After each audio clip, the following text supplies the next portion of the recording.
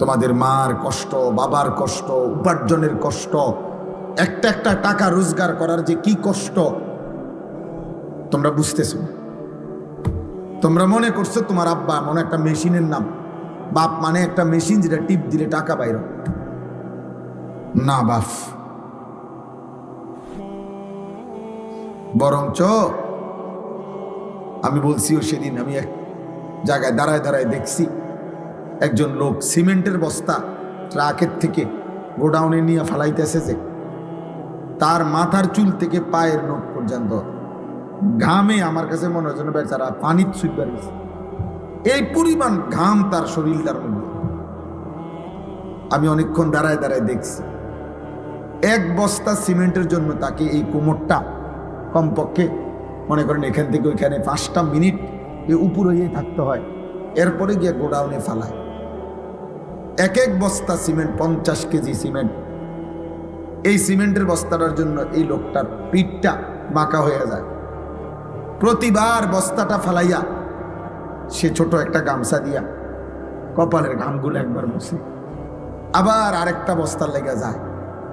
এইভাবে প্রত্যেক বস্তায় সিমেন্ট ট্রাকের থেকে গোডাউনে থুইলে 7 টাকা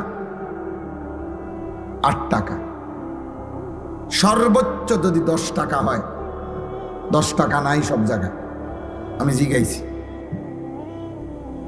তাহলে 50 বস্তা যদি সিমেন্ট নামাইয়া থাকে বেচারা, 50 বার তার কোমরটা বাঁকা হয়ে গেছে। আমার ডাক্তার, আমার এই যে আমার কোমরে বেল্ট আছে, এই যে দেখছো, আমি তো কোনো মাড়ি গাড়ি নেই,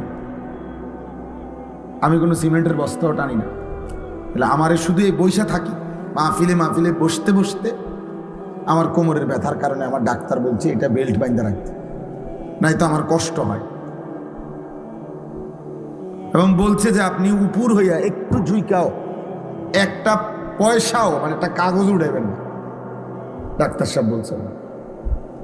সোজা বসবেন, সোজা দাঁড়াবেন, খাটের থেকে শোয়ার সময় উঠা, যখন খাটের থেকে বসবেন, ঘুমের থেকে উঠবেন, হচ্ছে দুনো হাতে ভর দিয়া তারপরে বসবেন। অথচ আমার ব্যথাটা সামান্য, আমি তো এত বেশি কোমর বাঁকা করি নাই। তাহলে ভাইয়া ওই বেচারা এত কষ্ট করে 500টা টাকা মিলাইয়া সারাদিনে, সেখান থেকে তোমারে 200 টাকা দিছিল, তুমি সন্তান, তোমার হয়তো পড়ালেখার কথা বলছো, তোমার হয়তো প্রয়োজনে বলছো, এই জন্য আব্বাই তোমারে এই ঘাম ঝরানো টাকার থেকে 200টা টাকা দিছে। সেই টাকা দিয়া তুমি জানোয়ারে মোবাইলে এমবি ঢুকাইয়া উলঙ্গ ছবি দেখো। তোমার মতো নিকৃষ্ট জানোয়ার আর কোনো মানুষের বাচ্চা হতে পারে?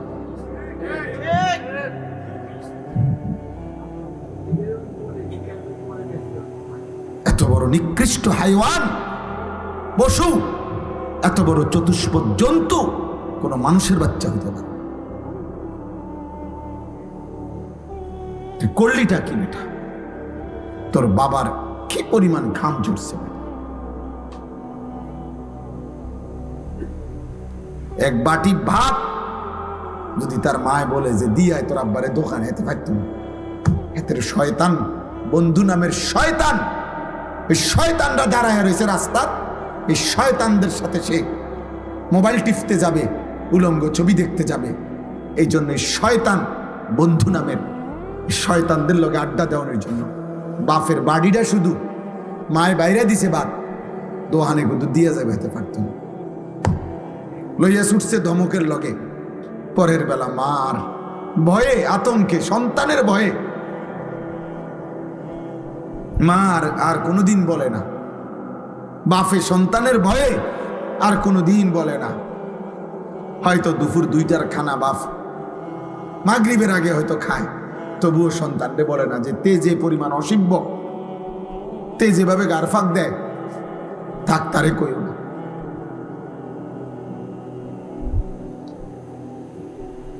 আজকে এক মা আমার মাদ্রাসার মাহফিলে কিশোরগঞ্জ থেকে, হাসেম ভাই, কিশোরগঞ্জ থেকে এক মহিলা তার ছেলেটাকে নিয়ে আসছে আমার মাদ্রাসা, আইনা আমার মাদ্রাসার ওস্তাদরে দিয়া আমার কাছে ছেলেটারে পাঠাইছে, কয় হুজুর আমার কলিজা ছাড়া সন্তান, আমার সারাটা জীবনের সন্তানরা আমি ইয়া করছি, বড় করছি, সন্তান কোনোভাবেই আমার কথা শোনে না, আপনি একটু নসিহত করে দেন।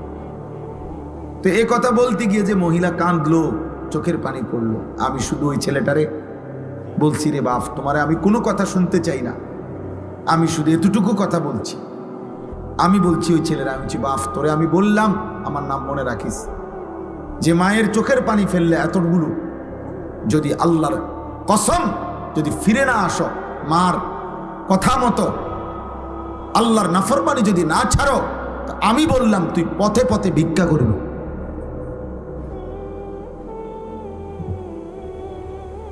মার চোখে পানি ঝরাইয়া তুই নাফরমান, কোনোদিন সুখ দুনিয়ায় জমবে না। উড়া দুরা কয়েকদিন চলতে পারবা, এমন জায়গায় থমকে যাবা মায়েরা বদ্দোয়ায়, যেদিন আর ঘুরে দাঁড়াইতে পারতাম। কয়শো নজির লাগবে তোমার, কয় হাজার দলিল লাগবে, বাফেরে কষ্ট দিয়ে সুখে থাকবা? হ্যাঁ, মায়ের চোখে পানি ঝরাইয়া সুখে থাকবা। তোমার সমবয়সী বন্ধুরা তোমার নিরাপত্তা দিবে। হ্যাঁ, ওই শয়তানগুলা, সারাদিনে যেই বন্ধু এক ওয়াক্ত নামাজ পড়ে না, ওই বন্ধু হয়তো শয়তান। সারাদিনে মোবাইলে নারী ছাড়া, ছবি ছাড়া আর কিছু দেখে না, যে হয়তো শয়তান, হয়তো ইবলিস। ও কিসের বন্ধু আবার? ও কিসের আবার বন্ধু এটা? এই জন্য প্রিয় ছেলেরা, আমার কথা মনে রাখো আব্বা, আমি তোমাদেরই ভাই। এই গ্রামের এমন কেউ নাই যে আমারে চেনে না। বয়স্ক এমন লোক মনে হয় না কেউ আছে যা করে আমি চিনি না। আমি সবার সাথে পরিচিত মানুষ। আল্লাহর নবী সাল্লাল্লাহু আলাইহি ওয়াসাল্লাম বলছেন, বাবারাও শুনেন, ছেলেরাও শুনেন, আল্লাহর নবী বলছে, কুল্লু যুনুব ইউআখিরুল্লাহু ইলা আজালিম মুসাম্মা। হাদিসটা শোনো, নবীজি বলছে, সমস্ত গুনাহ, প্রত্যেক পাপের শাস্তি আল্লাহ চাইলে নির্দিষ্ট সময় আখিরাত পর্যন্ত, হাসরের ময়দান পর্যন্ত বিলম্ব করতে পারে, কিন্তু ইল্লা আকুল ওয়ালিদাইন, খোদার কসম নবী বলছে, তবে মা বাবার নাফরমানি ব্যতীত, মা বাবার নাফরমানি ব্যতীত। নবীজি বলেন, ফাইন্নাহু লান ইয়ামুতা হাত্তা ইউআযযিবাহুল্লাহু ফিল আরদ। নবীজি বলেন, মা বাবারে কষ্ট দিছে, চোখের পানি ফেলছে, মা বাবার নাফরমান সন্তান, নবীজি বলছে তার মৃত্যু হবে না, তারে আল্লাহ জমিনে বেইজ্জতি না করা পর্যন্ত। ইসলামের ইতিহাসের একজন বড় বুজুর্গ ছিলেন, রবি ইবনে খাইসাম রাহমাতুল্লাহি আলাইহি। কিতাবে আছে, উনার মৃত্যুর সময় এরকম, উনিও যখন শেষ অবস্থায়, ওনার সন্তানরা বলছে, আব্বা আপনার জন্য আমরা একজন ডাক্তার আনবো। রবি ইবনে খাইসাম রাহিমাহুল্লাহ, উনি বলছে, বাবা শোনো, ডাক্তার ডাকলাম হইলে আমিও, কিন্তু আমি একটা কথা চিন্তা করে দেখছি, যে ডাক্তারকে ডাকবা, ওই ডাক্তার আর আমি রুগী, ও চিরেই আমরা দুইজনেই মৃত্যুবরণ করব। কাজেই আমিও যেহেতু মরে যাব, ডাক্তারও যেহেতু মরে যাবে, ওরা ডাক্তার লাভ কি? তার চাইতে চলো আল্লাহরে ডাকি। কাকে ডাকি? আল্লাহকে ডাকি।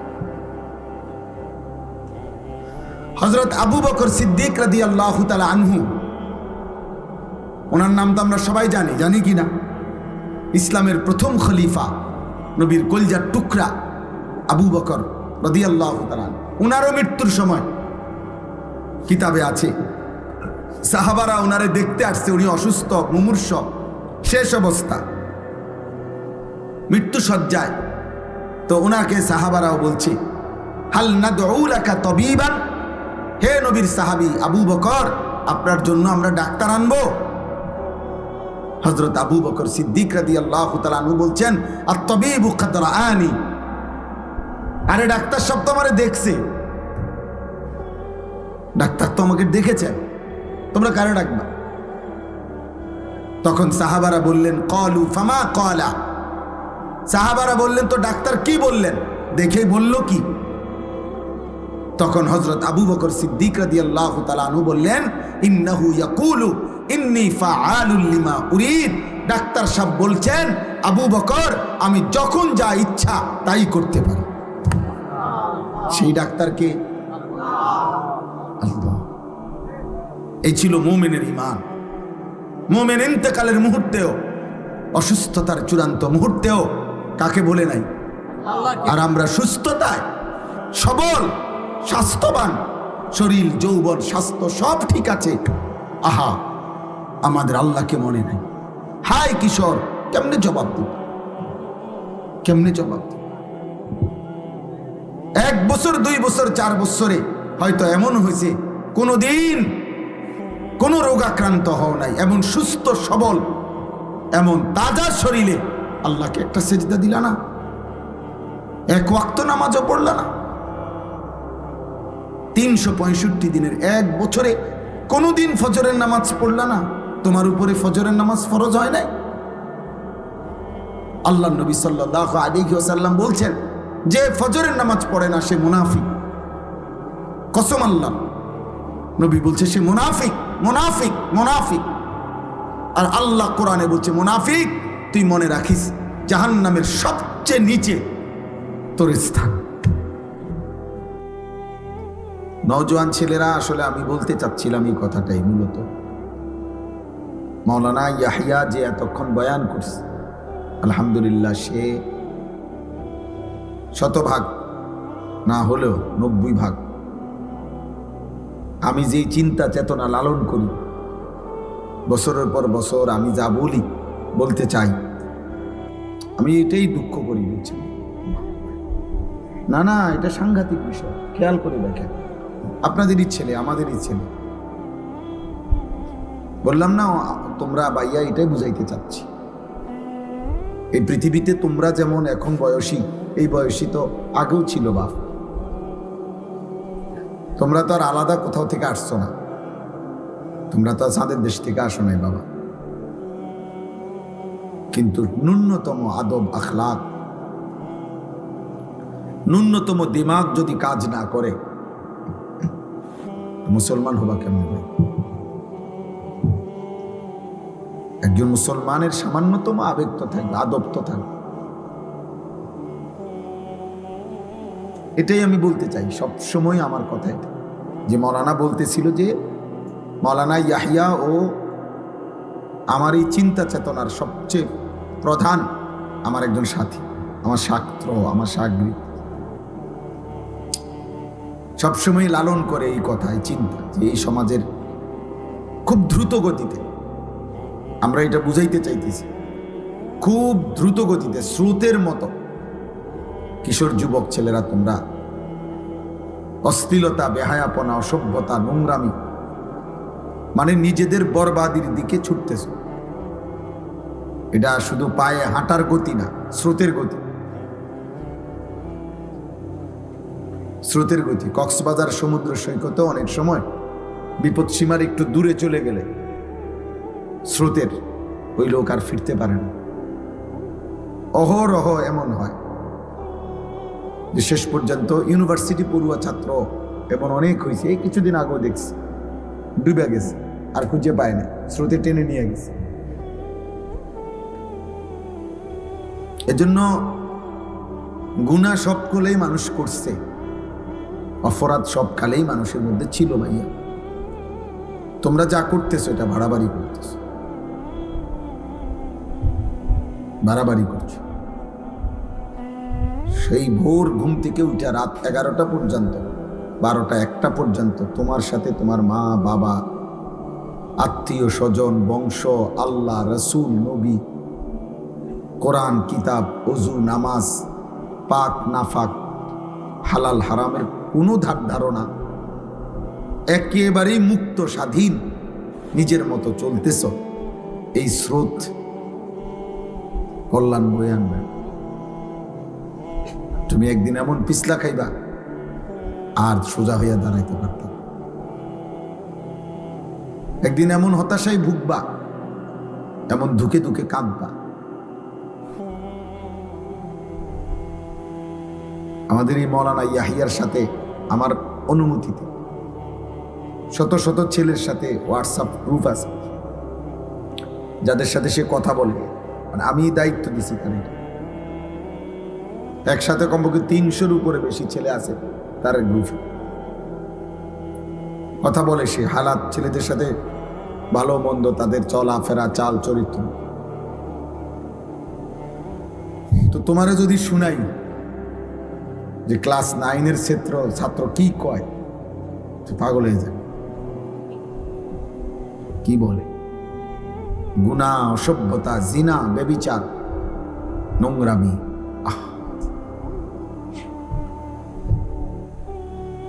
এই জন্য তোমার কাছে তো ভাইয়া বলবে না, তোমার সমবয়সী হয়তো তোমার সাথেই চলে ফিরে, কিন্তু তার যে জীবন সব শেষ, যৌবন সব শেষ, যৌবনের ক্ষমতাও সব শেষ, এটা তো আর তুমি বুঝতা না, তুমি জানতাও না।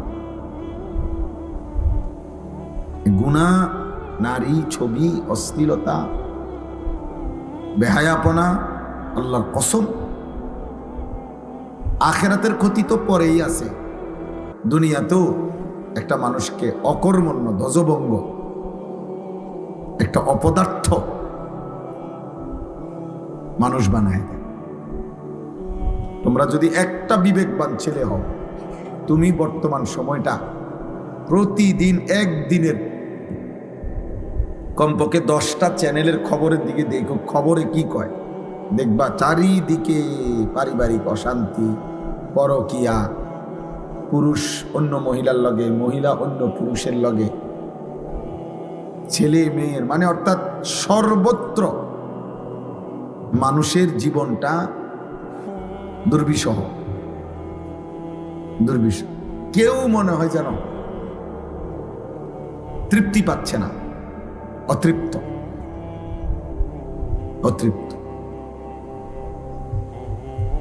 এটা অধঃপতনের অর্ধেকের কাছে পৌঁছে গেছে। এই দেওয়াল ভাঙা যাবে। এই সমাজের এই হালাত হইলে, তোমরা গ্রামগঞ্জের ছেলে, তোমরা তো এখানে গ্রাম অঞ্চলের ছেলে, তোমরা আশপাশের গ্রাম, এই গ্রামের, তো তোমাদের চুল চেহারা যদি এমন হয়, তোমরা গ্রামগঞ্জের মানুষ হয়েও যদি এক ওয়াক্ত নামাজ পড়তে মন না চায়, তাহলে কোটিপতির সন্তান, বিত্তশালী, তাদের কি হালাত? তাদের হালাত কি?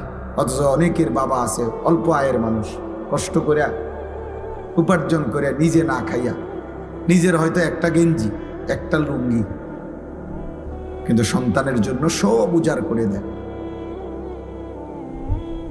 কিন্তু তোমরা যা করতেছো এর বিনিময়ে এটা ঠিক না। আজ হোক কাল হোক পস্তাইতে হবে, আফসোস করতে হবে। তোমার আব্বা তোমার সমবয়সী না, কাজে স্বাভাবিক হিসাব হইল, হতে পারে স্বাভাবিক হিসাবে তোমার আব্বা তোমার আগে কবরে চলে যাবে, কিন্তু তোমার কপাল নিয়ে তুমি থাকতে হবে। অভাব, দারিদ্রতা, দুর্ভিক্ষ সারা পৃথিবীতে ধেয়ে আসছে। গতকালকেও আমি শুক্রবার, গতকাল নিয়ে গেল শুক্রবার, গতকালকে আমেরিকার একজন, আমেরিকায় প্রবাসী, আমাদের গুরুত্বপূর্ণ শিক্ষিত একজন ব্যক্তি, ওনার সাথে কথা বলছি। এই মুহূর্তে এক ভরি স্বর্ণের দাম 2,09,000 টাকা। ব্যাপারটা কি? হ্যাঁ, ব্যাপারটা কি? আশ্চর্য রকম, মানে এক ভরি স্বর্ণের দাম 2,09,000 টাকা।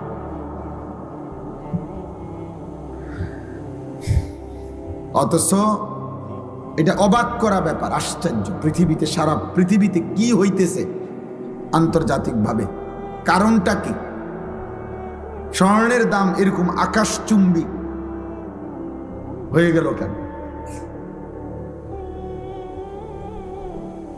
একটা উদাহরণ দিলাম আর কি।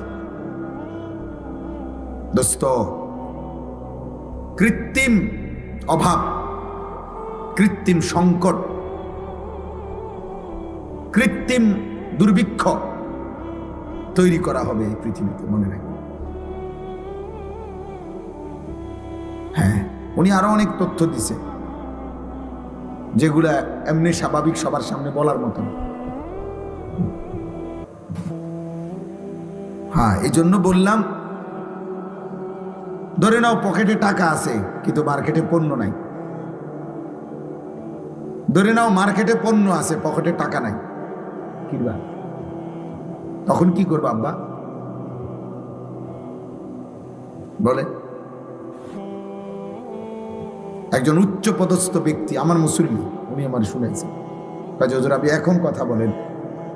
ওনার একজন লোক, বাংলাদেশের কুমিল্লা ছাতিপট্টির বড় জুয়েলার্সের মালিক, স্বর্ণ ব্যবসা, উনি বলতেছে খুচরা কাস্টমার নাই বললেই চলে। কে কিনবে 2,09,000 টাকা দিয়ে স্বর্ণ কিনতে যাবে? খুচরা কাস্টমার নাই, অর্থাৎ একটা শ্রেণী ভিক্ষুক হয়ে যাবে হয়তো এরা। আর যারা এগুলারে মজুদ করে লাইতেছে তারা কৃত্রিম ভাবে পৃথিবীতে অনেক বড় সংকট তৈরি করবে। এটা একটা বললাম, এরকম অসংখ্য বিষয়। এজন্য দোস্ত, আমি এখানে অর্থনীতি বুঝাইতে আসি না বা পণ্ডিতি কথা বুঝাইতে আসি না। আমার উদ্দেশ্য হলো আমরা যেভাবে আমাদের আল্লাহর সাথে সম্পর্ক ছিন্ন করতেছি, আল্লাহকে যে পরিমাণ নারাজ করতেছি আমরা, আমাদের উপরে বড় সড় মুসিবত আসবে, বড় সড়।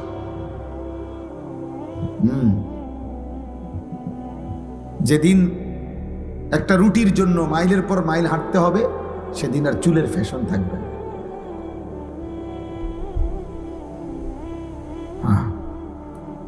বাংলা ভাষায় একটা কবিতা ছিল আগে, অনেক আগে, দুর্ভিক্ষের সময়, যে ভাত দে নয়তো মানচিত্র গিলে খাবো। অভাবের তাড়নায় কবি বলছিল যে ভাত দে নয়তো কি মানচিত্র, মানে পুরা দেশ গিলে খাবে। এটা, এই ছবিটা তো আছে এখনো, আমরা তো ছোটবেলায় পড়ছি। 1974 সালের দুর্ভিক্ষে কুকুরে এবং মানুষে একই ডাস্টবিন থেকে পচা লাশ আর পচা খাবার তুলে খাইছে। শিল্পাচার্য জয়নুল আবেদিনের মনে আছে এই ছবি? আমরা ছোটবেলায় স্কুলে পড়ছি না, প্রাইমারি স্কুলে, আমিও তো পড়ছি। 74-এর মনন্তর, 74-এর দুর্ভিক্ষ, এতে কয়দিন আগে। 74 সাল তো এই মধ্যে, এখনো 50 বছর হয় বা একবার মুখোমুখি 51 বছর। এজন্য বাবা আমি বললাম, প্রিয় ভাই, এত অসভ্যতা, এত চরিত্রহীনতা একজন সুস্থ স্বাভাবিক মুসলমান করতে পারে না। তোমাদের চেহারা দেখলেই বোঝা যায় বাপ, সারা দিনে মোবাইল ছাড়া, নারী ছাড়া, ছবি ছাড়া, উলঙ্গপনা ছাড়া আর যে কোনো কাজ নাই তোমাদের হাতে, এটা চেহারা দেখলেই বোঝা যায়। তোমাদের অসংখ্য ছেলের চেহারা দেখতেই বোঝা যায় গত 6 মাসে না, গত 2-4 বছরে কোনোদিন 5 ওয়াক্ত প্রতিদিন নামাজ পড়ছো কিনা তার কোনো চিহ্ন তোমাদের চেহারায় নেই। কি খবর বাপ, এত নষ্ট হয়ে গেল কেন?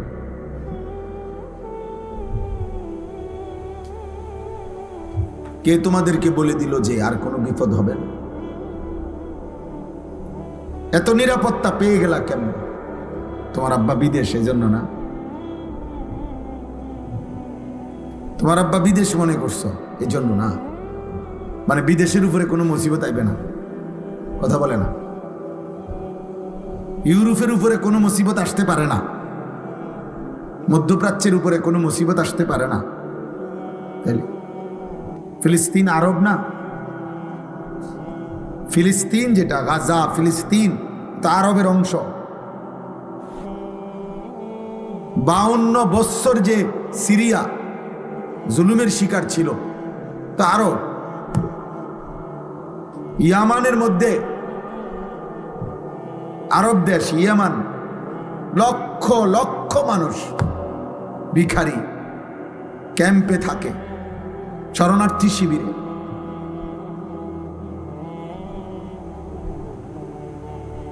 এজন্য প্রিয় ভাই, আমি আমার কথা শুরু করতে চাচ্ছি, কিন্তু আমি দেখলাম তোমাকে চেহারা দেখে, মোবাইলের স্টাইল দেখে বুঝছি তোমরা মানে খুব রঙের সাগরে ভাসতেছ। তোমাদের যে কোনো দিমাগ আছে বোঝা যায় না। তোমাদের মার কষ্ট, বাবার কষ্ট, উপার্জনের কষ্ট, একটা একটা টাকা রোজগার করার যে কি কষ্ট তোমরা বুঝতেছ না। তোমরা মনে করছো তোমার আব্বা মনে একটা মেশিনের নাম, বাপ মানে একটা মেশিন যেটা টিপ দিলে টাকা বাইর। না বাপ, বরঞ্চ আমি বলছিও সেদিন, আমি এক জায়গায় দাঁড়ায় দাঁড়ায় দেখছি একজন লোক সিমেন্টের বস্তা ট্রাকের থেকে গোডাউনে নিয়ে ফালাইতেছে, যে তার মাথার চুল থেকে পায়ের নখ পর্যন্ত ঘামে, আমার কাছে মনে হয় যেন বেচারা পানির ছুঁইবার গেছে। এই পরিমাণ ঘাম তার শরীরটার মধ্যে। আমি অনেকক্ষণ দাঁড়ায় দাঁড়ায় দেখছি। এক বস্তা সিমেন্টের জন্য তাকে এই কোমরটা কমপক্ষে মনে করেন এখান থেকে ওইখানে 5টা মিনিট এই উপর হয়ে থাকতে হয়, এরপরে গিয়ে গোডাউনে ফালায়। এক এক বস্তা সিমেন্ট, 50 কেজি সিমেন্ট। এই সিমেন্টের বস্তাটার জন্য এই লোকটার পিঠটা বাঁকা হয়ে যায়। প্রতিবার বস্তাটা ফালাইয়া সে ছোট একটা গামছা দিয়া কপালের ঘামগুলো একবার বসে, আবার আরেকটা বস্তার লেগে যায়। এইভাবে প্রত্যেক বস্তা সিমেন্ট ট্রাকের থেকে গোডাউনে থুইলে 7 টাকা,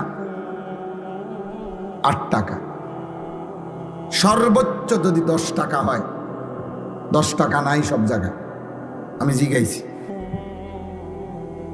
তাহলে 50 বস্তা যদি সিমেন্ট নামাইয়া থাকে বেচারা, 50 বার তার কোমরটা বাঁকা হয়ে গেছে।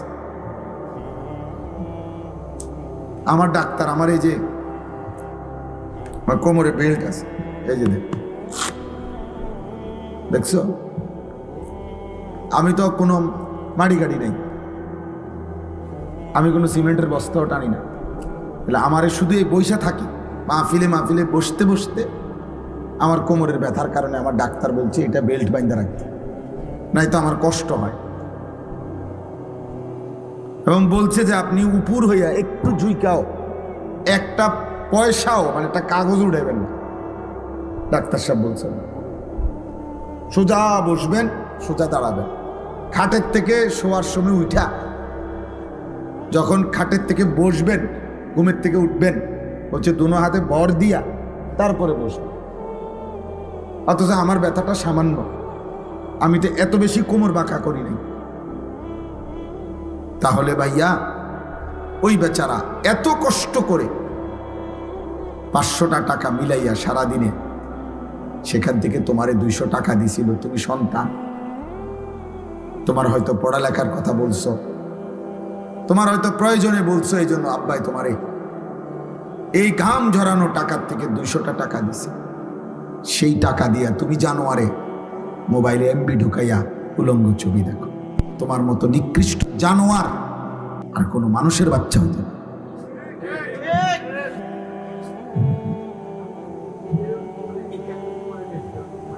এত বড় নিকৃষ্ট হাইওয়ান, পশু, এত বড় চতুষ্পদ জন্তু কোনো মানুষের বাচ্চা হতে পারে। করলিটা কি বেটা? তোর বাবার কি পরিমাণ ঘাম ঝরছে। এক বাটি ভাত যদি তার মায় বলে যে দিয়ায় তোর আব্বারে দোকান হেতে পারত, হেতের শয়তান বন্ধু নামের শয়তান, ওই শয়তানরা দাঁড়ায় রয়েছে রাস্তা, এই শয়তানদের সাথে সে মোবাইল টিপতে যাবে, উলঙ্গ ছবি দেখতে যাবে। এই জন্য শয়তান বন্ধু নামের শয়তানদের লগে আড্ডা দেওয়ানোর জন্য বাপের বাড়িটা শুধু মায়ের বাইরে দিছে, বাদ দোহানে কিন্তু দিয়ে যাবে হতে পারত না। লইয়া ছুটছে ধমকের লগে, পরের বেলা মার ভয়ে, আতঙ্কে, সন্তানের ভয়ে মা আর কোনোদিন বলে না, বাপে সন্তানের ভয়ে আর কোনোদিন বলে না।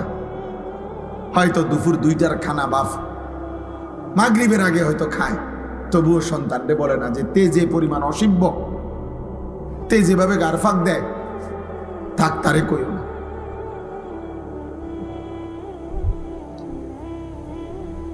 আজকে এক মা আমার মাদ্রাসার মাহফিলে কিশোরগঞ্জ থেকে, হাসেম ভাই, কিশোরগঞ্জ থেকে এক মহিলা তার ছেলেটাকে নিয়ে আসছে আমার মাদ্রাসা আইনা, আমার মাদ্রাসার ওস্তাদরে দিয়া আমার কাছে ছেলেটারে পাঠাইছে। কয় হুজুর, আমার কলিজা ছাড়া সন্তান, আমার সারাটা জীবনের সন্তানরে আমি ইয়া করছি, বড় করছি, সন্তান কোনোভাবেই আমার কথা শোনে না, আপনি একটু নসিহত করে দেন।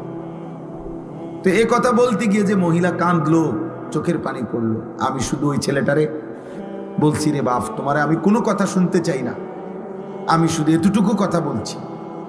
আমি বলছি ওই ছেলেরা, আমি বলছি, বাপ তোরে আমি বললাম, আমার নাম মনে রাখিস, যে মায়ের চোখের পানি ফেললে এতগুলো, যদি আল্লাহর কসম যদি ফিরে না আসো, মার কথা মতো আল্লাহর নাফরমানি যদি না ছাড়ো, আমি বললাম তুই পথে পথে ভিক্ষা করবি।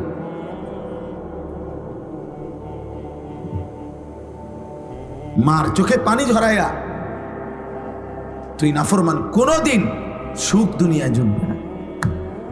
পুরা দুরা কয়েকদিন চলতে পারবা, এমন জায়গায় থমকে যাবা মায়েরা বদদোয়ায়, যেদিন আর ঘুরে দাঁড়াইতে পারতাম। কয়শো নজির লাগবে তোমার, কয় হাজার দলিল লাগবে, বাফেরে কষ্ট দিয়ে সুখে থাকবা। হ্যাঁ, মায়ের চোখে পানি ঝরাইয়া সুখে থাকবা, তোমার সমবয়সী বন্ধুরা তোমার নিরাপত্তা দিবে। হ্যাঁ, ওই শয়তানগুলা, সারাদিনে যেই বন্ধু এক ওয়াক্ত নামাজ পড়ে না, ওই বন্ধু হয়তো শয়তান। সারাদিনে মোবাইলে নারী ছাড়া, ছবি ছাড়া আর কিছু দেখে না, যে হয়তো শয়তান, হয়তো ইবলিস। ও কিসের বন্ধু আবার, ও কিসের আবার বন্ধু বেটা? এই জন্য প্রিয় ছেলেরা, আমার কথা মনে রাখো আব্বা, আমি তোমাদেরই ভাই। এই গ্রামের এমন কেউ নাই যে আমারে চেনে না। বয়স্ক এমন লোক মনে হয় না কেউ আছে যা করে আমি চিনি না। আমি সবার সাথে পরিচিত মানুষ। আল্লাহ নবী সাল্লাল্লাহু আলাইহি ওয়াসাল্লাম বলছেন, বাবারাও শুনেন, ছেলেরাও শুনেন, আল্লাহ নবী বলছে, কুল্লু যুনুব ইউআখিরুল্লাহু ইলা আজালিম মুসাম্মা।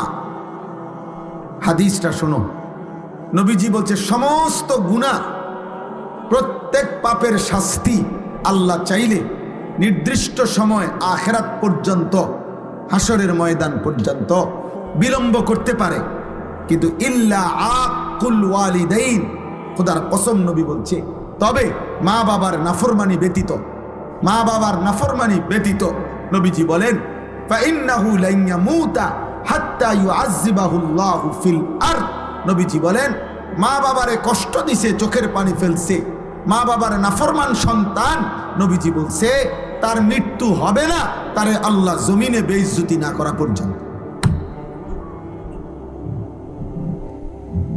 তোকে আল্লাহ জমিনে বেইজ্জতি করবে।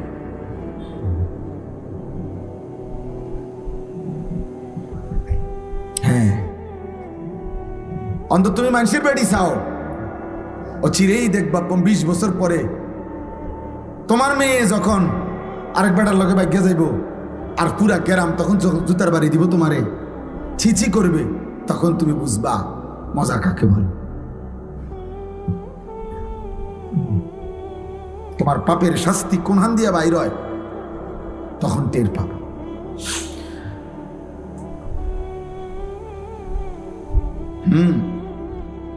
আমাদের এই মুরাদনগরের একজন বড় আলেম আমার একদিন বলছেন, মেয়ে আরেক ছেলের সাথে পলায়া গেছে, বিবাহ বন্ধনে হোক সম্পর্ক কইরা চলে গেছে। মা বাবা গিয়া থানার মধ্যে ওই ছেলে মেয়ের নামে মামলা করছে। মেয়ে চিঠি পাঠাইছে বাপের কাছে, আপন বাপের কাছে। চিঠির মধ্যে স্পষ্ট লিখছে, বাবা, যে কাজটা তোমরা করেছিলে সেটা যদি অপরাধ না হয়, আমার বেলায় থানায় মামলা করলে কেন? কসম খোদার। কি বুঝলেন? মানে তোমরা মা বাবাও তো কি করছিলা? এরকম হারাম প্রেম করেই ভাগ্যে গিয়া বিয়ে করছো। এখন আমিও সেই কাজটা করাতে আমার বেলায় মামলা করলা কেন? ওই বাবা কি জবাব দিবে? হ্যাঁ বলো না বাবা, তোমরা একটা ছেলে বলো, কোনো জবাব হইতে পারে? এই বাবা এই সমাজে কি পরিমাণ বেইজ্জতির শিকার হবে? এই বেচারার সারা জীবনের অর্জন কি হবে তখন? এই জন্য বললাম আমি,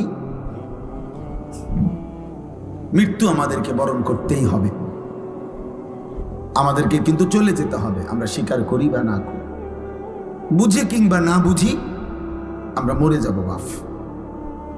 কিশোর ভাই, যুবক ভাই, নওজওয়ান, বয়স্ক বাবা, পর্দার আড়ালের মা বোন, আমাদেরকে চলে যেতে হবে, চলে যেতে হবে। কোনোভাবেই নিকটাত্মীয় স্বজন বন্ধুরা আমাদেরকে ফেরাইতে পারবে। আমি যে আয়াত পড়ছি সূরা ওয়াকিয়া, কোরআনুল কারীমের 56 নম্বর সূরা, 27 নম্বর পারা, এই সূরার 5টা আয়াত পড়ছি আমি। মূলত এই আয়াতের মধ্যে আমি বুঝাইতেছি আপনাদেরকে, এই আয়াতের মধ্যে মূল বক্তব্য মৃত্যুকালীন একটা অবস্থা আল্লাহ তুলে ধরছেন। অবিশ্বাসী, কাফের, মুশরিক, মুনাফিক, নাফরমান, পাপীদেরকে বুঝাইবার জন্য আল্লাহ মৃত্যুকালীন, কোন মানুষের মৃত্যুকালীন অবস্থাটা একটা চিত্র তুলে ধরে আল্লাহ তাআলা নাফরমান পাপীদেরকে বুঝাইতে চাইছে এই 5টা আয়াতে। আমি সেটাই বলে আমার কথা শেষ হল ইনশাআল্লাহ।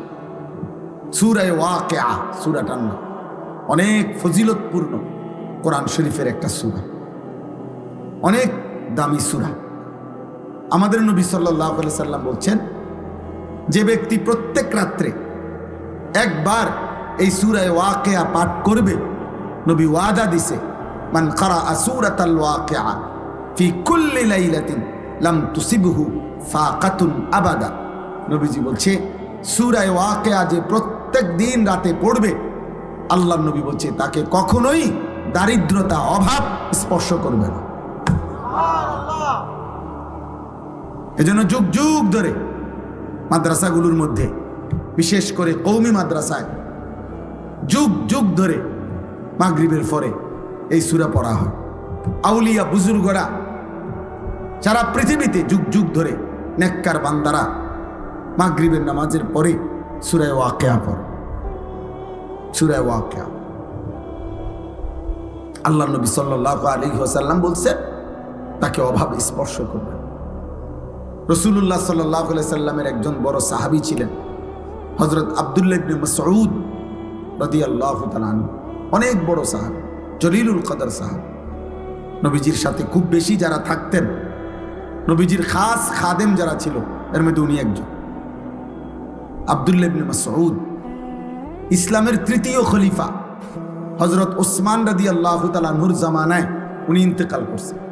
এই সাহাবী আব্দুল্লাহ ইবনে মাসউদ, তো ইন্তেকালের পূর্বে উনি অসুস্থ ছিলেন, বিছানায় শুয়ে আছেন, শেষ অবস্থা।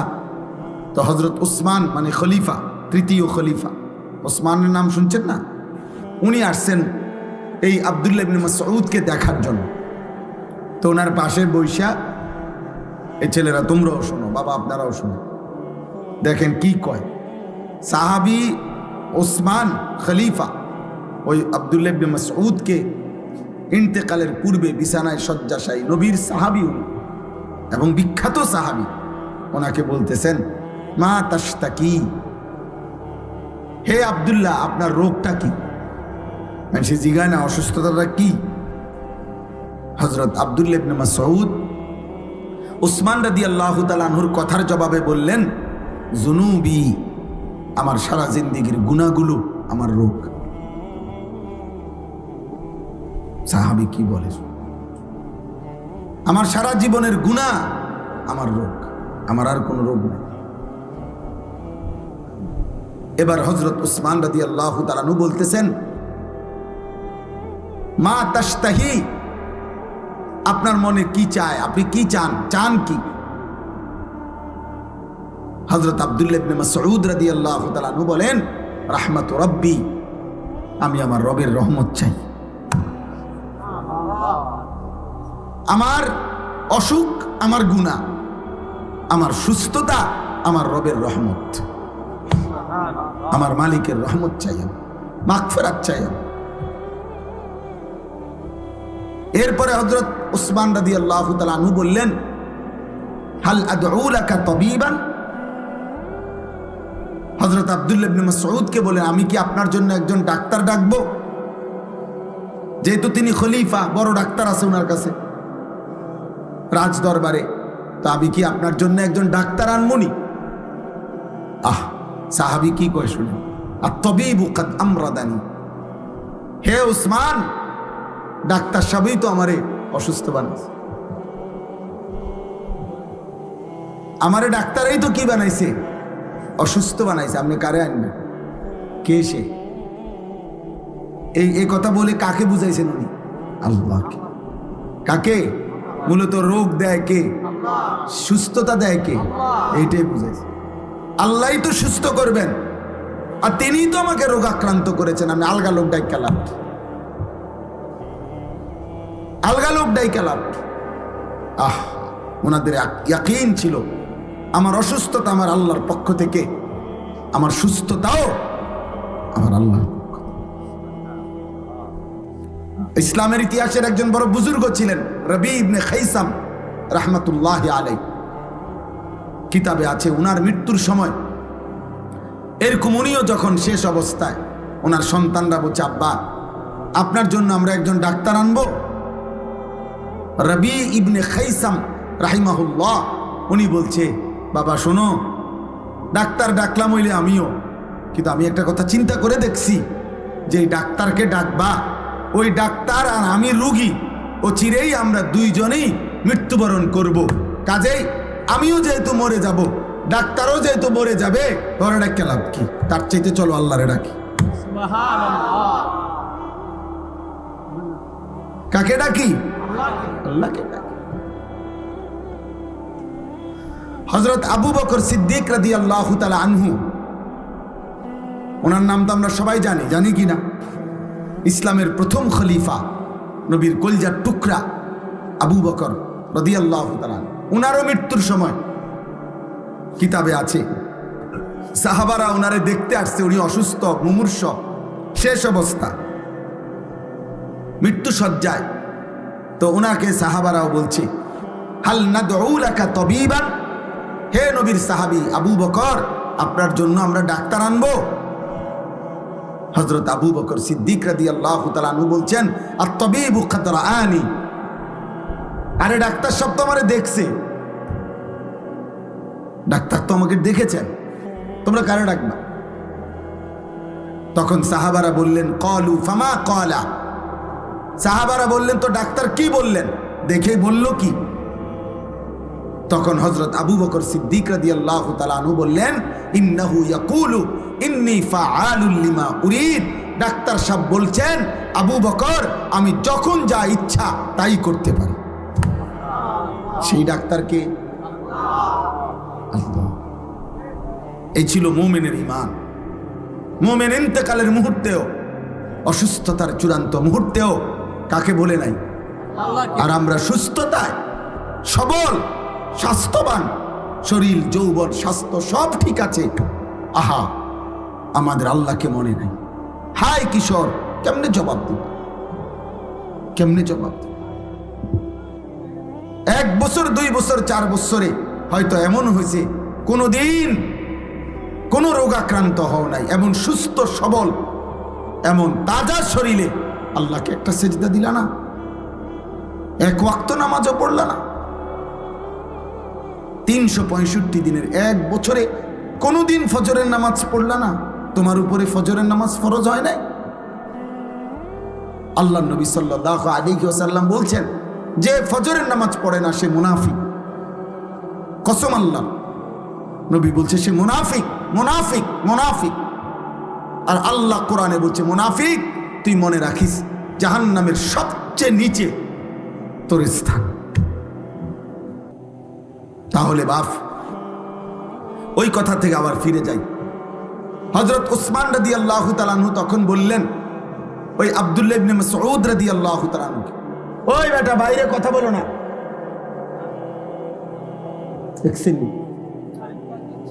হঠাৎ করে আবার কথা বলতেছে কেন? ভাইয়া কথা থাকলে রাস্তায় যাও, মেইন রোডে গিয়ে কথা বলো না। কথা থাকবে, অনেকের তো থাকতেই পারে কথা। এটা অনেকের কষ্ট করে যে মোবাইল বন্ধ করে তারপরে চুপচাপ এতক্ষণ ওয়াজ শোনা, এটা অনেকের জন্য কঠিন। এটা একটা কঠিন বিষয়। তো হযরত উসমান রাদিয়াল্লাহু তাআলা আনহু এবার আব্দুল্লাহ ইবনে মাসউদকে বললেন ওই মৃত্যু সজ্জায়, যে আমি আপনার জন্য একটা রাষ্ট্রীয় ভাতা পেনশনের মতো নির্ধারণ করে দিতে চাই, যাতে করে আপনার মৃত্যুর পরে আপনার সন্তানরা এটা দিয়া চলতে পারে পরিবার। হযরত আব্দুল্লাহ ইবনে মাসউদ বললেন, লা হাজাতা লি, আমার কোনো দরকার নেই, আমার এটার কোনো প্রয়োজন নাই। হযরত ওসমান বললেন, আরে আপনি তো মৃত্যুবরণ করবেন, শেষ অবস্থা আপনার বুঝতেছি আমরা, আপনার জন্য তো বলছি না, আপনার বিবি বাচ্চার জন্য বরাদ্দটা নিলে আপনার বিবি বাচ্চার উপকার হবে, এই জন্য আমি চাচ্ছি দিতে। উনি যেহেতু খলিফা, হ্যাঁ, তখন এই কথাটা বলার জন্য হযরত আব্দুল্লাহ ইবনে মাসউদ বললেন, হে উসমান আমিরুল মুমিনিন, আমার নবী সাল্লাল্লাহু আলাইহি সাল্লাম হায়াতে থাকাকালীন আমারে এমন একটা আমল শিখায় দিয়ে গেছে, যেই আমল আমি আমার বিবি বাচ্চা নিয়ে নিয়মিত করি, আমার ওই আমলটাই, আমার নবীর ওই ভবিষ্যৎবাণীটাই আমার জন্য যথেষ্ট। হযরত ওসমান বললেন, সেটা কি? তখন তিনি এই হাদিসটা বলছে যে আল্লাহর নবী সাল্লাল্লাহু আলাইহি সাল্লাম আমাকে বলছেন যে যে ব্যক্তি প্রত্যেক রাতে একবার সূরা ওয়াকিয়া তেলাওয়াত করবে, অভাব এবং দারিদ্রতা তাকে কোনোদিন স্পর্শ করবে না। তা আমি তো নিজেও সূরা ওয়াকিয়া পড়ি, আমার বিবি বাচ্চারারও পড়াই, তাইলে আমার সংসারে অভাব আসবে না, সেটা আমার নবী বলে গেছে। তোমার সরকারি বরাদ্দ আমার লাগবে, তোমার রাষ্ট্রীয় বরাদ্দ আমার লাগবে। এই হলো মুমিনের ঈমান, মুমিনের ঈমান। নবী সাল্লাল্লাহু আলাইহি সাল্লাম বলছেন, লাউ তাওয়াক্কালতুম আলাল্লাহ হাক্কা তাওয়াক্কুলি লা রাযাকাকুম কামা ইয়ারযুকুত তাইর তাগদু খিমাসান ওয়া তারুহু বিতানা। নবীজি বলেন, আমার উম্মত, যদি তোমরা আল্লাহর উপরে পুরো ভরসা করতে, একটা পাখিকে আল্লাহ যেভাবে খাওয়ায়, চড়ুই পাখি, সামান্য পাখিকে আল্লাহ তোমাদেরকে ওইভাবে রিজিক দিতেন। নবী উদাহরণ দিয়ে বুঝাইছেন, যেমন একটা ছোট্ট পাখি ভোরবেলায় খালি পেটে আল্লাহর উপরে ভরসা করে ঘর থেকে বের হয়, তার কোনো নির্ধারিত অফিস নাই, চাকরি নাই, ব্যবসা নাই, খ্যাত নাই, কিচ্ছু নাই, কিন্তু সন্ধ্যাবেলা সে ভরা পেটে তৃপ্ত হয়েই ঘরে ফিরে আসে। আল্লাহ তাকে ঠিকই রিজিক দিয়ে দেয়। তাহলে আল্লাহ বলেন, নবী বলেন, তোমরাও যদি আল্লাহর উপরে ভরসা করতা, এমন পাখির মতো নিয়মিত রিজিক, হালাল পবিত্র রিজিক দিয়া আল্লাহ তোমাদেরকে তৃপ্ত করে দিতেন। কিন্তু হারাম করে এটা বুঝে না, সুদখোর এটা বোঝে না। সুদখোর আল্লাহরে ডাইরেক্ট বলে, আল্লাহ আমনে পারতেন না, আমনে কুলাইতে পারতেন না, আমনের কত কাম, আমনের লোকের অভাব আর নাই, আমনের ঝামেলা অনেক, আমার সুদ আমিই নেই, আমার অভাব আমি দূর করবো। এই জন্য হারামখোর, কিস্তিখোর, সুদখোর সরাসরি আল্লাহর সাথে বিদ্রোহ করে, আল্লাহরে বুড়া আঙ্গুল দেখায়। আল্লাহ বলছে, বান্দা এমন খার আমি মটকায় ফেলবো না, ফরমান মনে রাখিস। তোর মতো হারামখোর ঠিক আছে, কয়েকদিনের ভাত খা, দুনিয়া কয়দিন ভোগ কর। সুদখোর, ঘুষখোর, কিস্তিখোর কয়েকদিনের দুনিয়া ভোগ করো, বেশি দিন লাগবে না। এমন দুনিয়া আমি দুনিয়া নাফরমানরেও খাওয়াই, কাফের বেঈমানকেও খাওয়াই, নাস্তিক মুরতাদকেও আমি দুনিয়া খাওয়াই, আমি জন্তু জানোয়ারকেও, আমি জঙ্গলের বাঘ ভাল্লুককেও খাওয়াই, রাস্তার কুকুর বিড়ালকেও আমি খাওয়াই, কিন্তু আমি আল্লাহ মৃত্যুবরণ যেদিন করবা, চোখ যেদিন বন্ধ হবে, সেদিন থেকে অনন্তকালের আখিরাত পর্যন্ত আর কোনো দিন এক ঢোক পানিও পান করতে দেব না, এক লোকমা খাবারও আর দেব না। মনে রাখুন, আপনার এখনই খেয়ে নাও। ওয়াদারনি ওয়াল মুকাদ্দিবিনা উলিন নি'মাতি ওয়ামাহিলহুম কালিলা। এই যে সরাসরি কোরআনের আয়াত। আল্লাহ বলেন, অবিশ্বাসী, মিথ্যাবাদী, নাফরমান পাপীদেরকে অল্প কয়েকদিনের দুনিয়ায় সুযোগ দাও, অল্প কয়েকদিনের জন্য সুযোগ দাও। আল্লাহ বলেন, দুনিয়া অল্প কয়েকদিন ভোগ করতে দাও, অল্প কয়েকদিনের ভাত মাছ রুটি গোশত খাইতে দাও। আল্লাহ বলেন, ছেড়ে দাও ওয়াদারনি, সুদখোরকে ছেড়ে দাও, ঘুষখোরকে ছেড়ে দাও, দুনিয়া কিস্তিখোরকে দুনিয়া ছেড়ে দাও, বেবিচারী হারামখোর নেশাখোরকে দুনিয়া ছেড়ে দাও।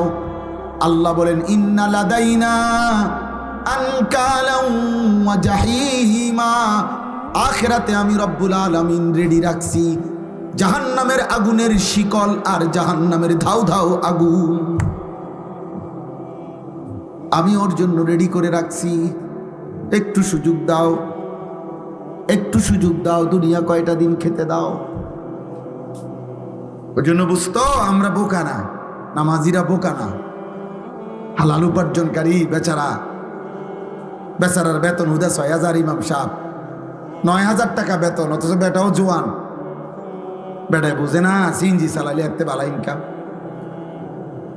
সিএনজি চালাইতে কি ঢাকা ইউনিভার্সিটির থেকে ডিগ্রি আনতে হবে নাকি? কথা বলে না। সিএনজি অটো চালাইতে হলে কুমিল্লা ভিক্টোরিয়া কলেজ থেকে মাস্টার্স পাস করতে হইব। তো এটা না বুঝার কি আছে? কথা বলে না। এটা ইমাম সাহেব বোঝে না, এটা ইমানদার বোঝে না। তো 1 লাখ টাকা কোনো রকমে মিলাইয়া সুদে লাগাইলে, হ্যাঁ, এটার থেকে যে 10,000 টাকা আইব, এটা বুঝে না। এটা না বুঝার কি আছে? কথা বলে না। কত মূর্খ কলম লুঙ্গি ফিন্দে এবারে সুদ খায়। তো এবারে মূর্খ মানুষে যদি সুদ বুঝে, তো এবারে তো কিছু 2-4 লাইন পড়ছে, এটা বুঝতো না কেন? কথা বলে না কেন? তাহলে উনি বুঝবে না? এটা না বুঝার কি আছে?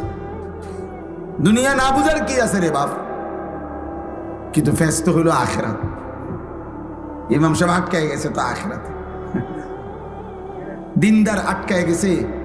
যে সমস্ত লোক নামাজ পড়ে হালাল খাইতে চেষ্টা করে, শত অভাবের ভিতরে হারাম খায় না, হারাম নেয় না, অত আটকায় গেছে আখিরাতের কারণে। ওর কলিজার মধ্যে তো আসে আমার আল্লাহর সামনে দাঁড়াইতে হবে, হিসাব দিতে হবে।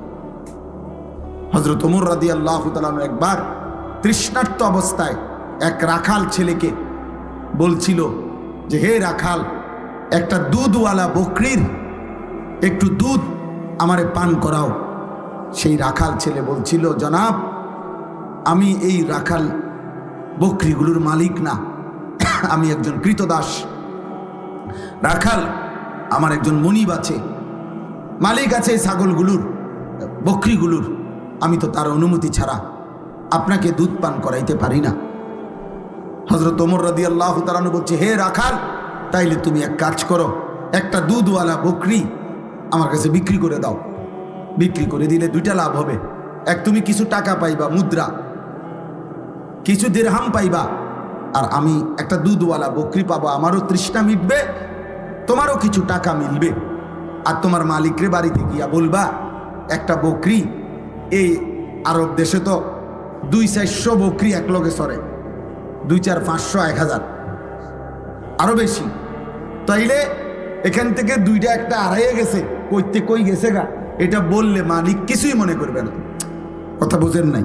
তুমি গিয়া বলবা একটা বকরি কম, এটা কই জানি গেছে গা, আমি কইতারি না, পাই না, খুঁজা পাই নাই, এতে তোমার মালিক কিছুই বলবে না। হযরত ওমর যাচাই করার জন্য, মানে তার ইমানের মজবুতি কেমন এটা দেখার জন্য সে জিজ্ঞেস করছে, উনি তাকে এটা প্রস্তাব দিয়ে চাইছে। আমরা কিতাবে পড়ছি সরাসরি এই যুবক রাখাল ছেলে, সাধারণ কৃতদাস, সে পরিষ্কার বলছে, ফাআইনাল্লাহ, ফাআইনাল্লাহ, এই বেটা, তাহলে আল্লাহ কোথায়? আল্লাহ কোথায়? হ্যাঁ, ওমা তাকুনু ফি শানিন ওমা তাতলু মিনহু মিন কুরআনিন ওয়ালা তা'মালুনা মিন আমালিন ইল্লা কুন্না আলাইকুম শুহুদান ইদ তুফিদুনা ফীহি। রব্বুল আলামিন বলে, বান্দা তুমি যে অবস্থায় থাকো না কেন, আমার কোরআন থেকে তুমি যেটুকুই পড়ো না কেন, আর যখন যেই আমলই করো না কেন, যখনই তা করতে থাকো, আমি আল্লাহ তোমার সামনেই থাকি। খোদার কসম, এটা কোরআনের আয়াত, সূরা ইউনূসের আয়াত। ইল্লা কুন্না আলাইকুম শুহুদান। আল্লাহ বলে, বান্দা যখন সেজদা দাও আমি সামনেই থাকি, যখন নেশার আড্ডা জুয়ার আড্ডায় থাকো আমি আল্লাহ তখনও সামনেই থাকি। আমি তো সামনেই আছি, আমারে ফাঁকি দিবা কেমনে? ওয়ানালামু মা তুওয়াসওয়িসু বিহি নাফসু। অন্তরের গভীরে যেই কথাগুলো তোমার লুকায়িত আছে আমি তো তাও জানি। আলা ইয়ালামু মান খালাক।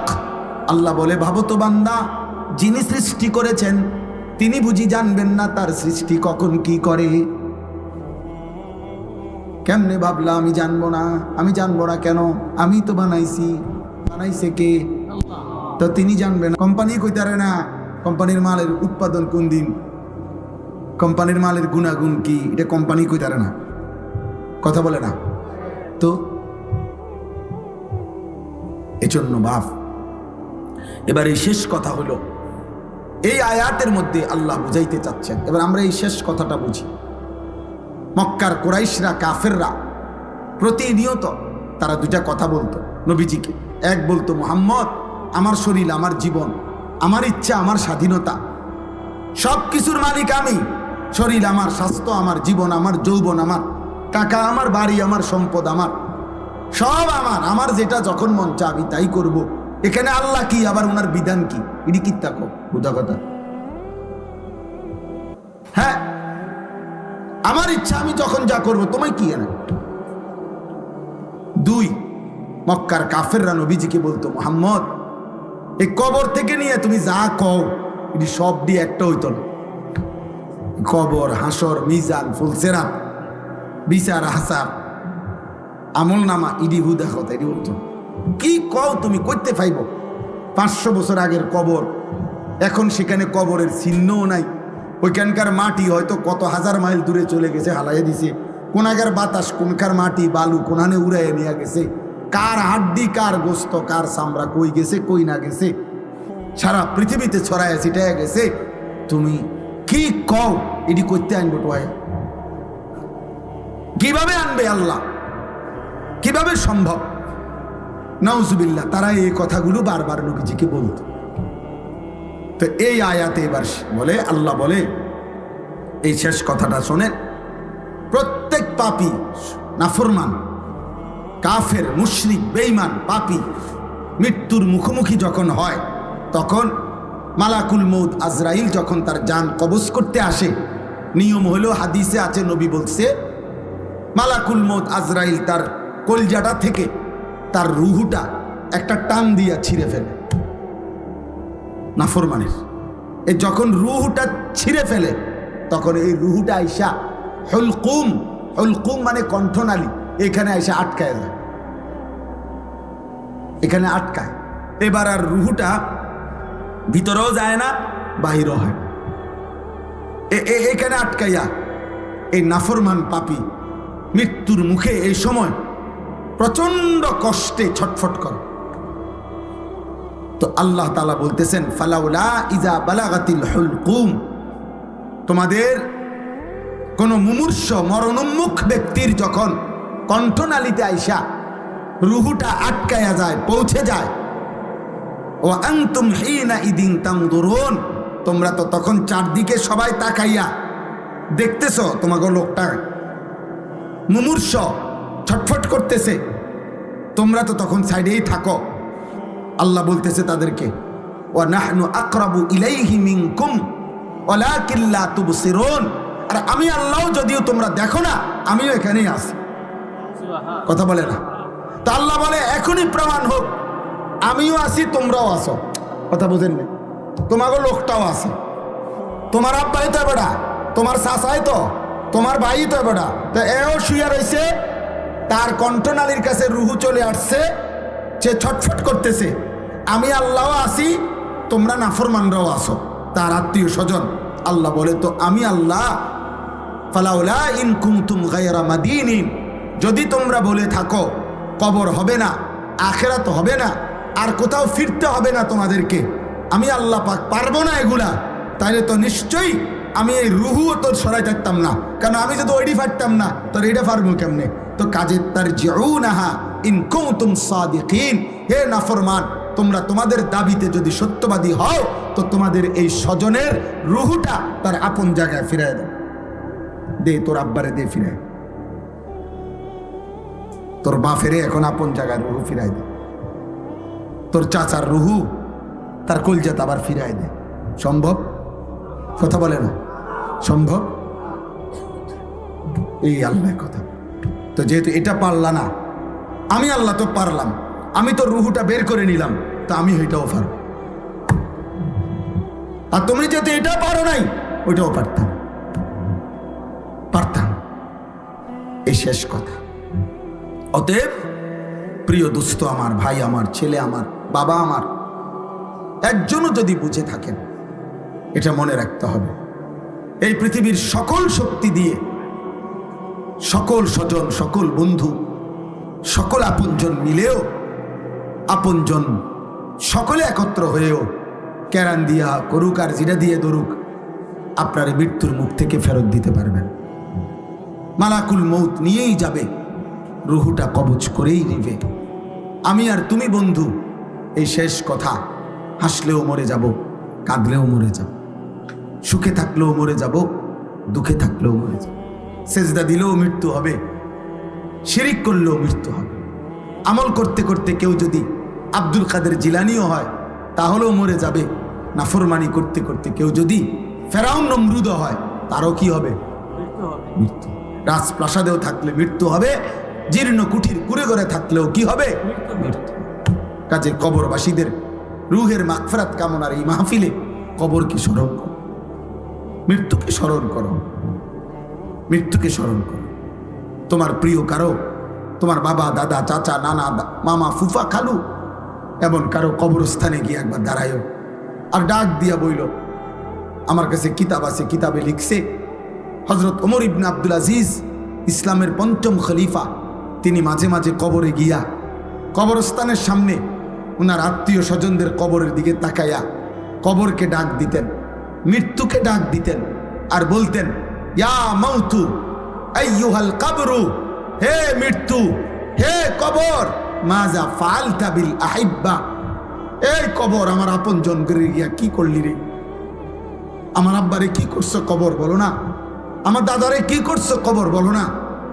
হযরত ওমর ইবনে আব্দুল আজিজ বলেন, আমি শুনতে পাই কবর আমারে ডাক দিয়া বলছে, হে ওমর ইবনে আব্দুল আজিজ, তোমার আত্মীয়, তোমার স্বজন, তোমার আপন জনের শরীরের প্রতিটা অংশ জোড়া জোড়া আমি খুলে খুলে ছিন্ন ভিন্ন করে মাটির সাথে মিশাই দিছি, মাটির সাথে মিশাই দিছি। কেউ আর নাই, কেউ নাই, কেউ কেউ নেই। আল্লাহ আল্লাহ আমাদেরকে মাফ করে দেন, আমাদের সকলকে আল্লাহ কবুল করেন। দ্বীনকে ভালোবাসবেন, নামাজকে ভালোবাসবেন, ঈমান আমলের সাথে জীবন কাটা। ছেলের আব্বা, দয়া করে বললাম, বাবা মোবাইলের গুনাহ ছেড়ে দাও, বাপ নারীর ছবি দেখা ছেড়ে দাও, ছেড়ে দাও বাবা। দ্বীনকে ভালোবাসো, ওযু সুন্দর করো, নামাজ সুন্দর করো, আখলাক সুন্দর করো। তুমি মুসলমান, তোমার বাবা মা মুসলমান, তুমি নষ্ট হবা কেন? তুমি চরিত্রহীন হবা কেন ভাইয়া? আল্লাহ আমাদের ছেলেদেরকে তৌফিক দেন। আপনাদের জন্য আমরা এই সব সময় আসি, আমি আপনাদেরকে মহব্বত করি, আপনারাও আমারে মহব্বত করেন। মহব্বতের এই সম্পর্ক যেন চালু থাকে, আল্লাহ যেন কবুল করে। যাদের ভালোবাসায়, যাদের সহযোগিতায় এই মাহফিল হয়েছে, আল্লাহ সকলকে উত্তম বিনিময় দান করেন। আপনারা সবাই জানেন, আমার একটা মিনিটে ছোট্ট একটা কথা আছে। আমার একটা মাদ্রাসা আপনারা আছে জানেন, কুমিল্লা ক্যান্টনমেন্ট, ময়নামতি সাহেবের বাজার, আলহামদুলিল্লাহ আমার ওই মাদ্রাসায় 500-র মতো ছাত্র আছে, 34 জন শিক্ষক কর্মচারী আছে। এই মুহূর্তে আমার অনেক দিনের একটা স্বপ্ন ছিল, আছে, যে আমি একটা বড় সড়ো জায়গা কিনতে চাইছি।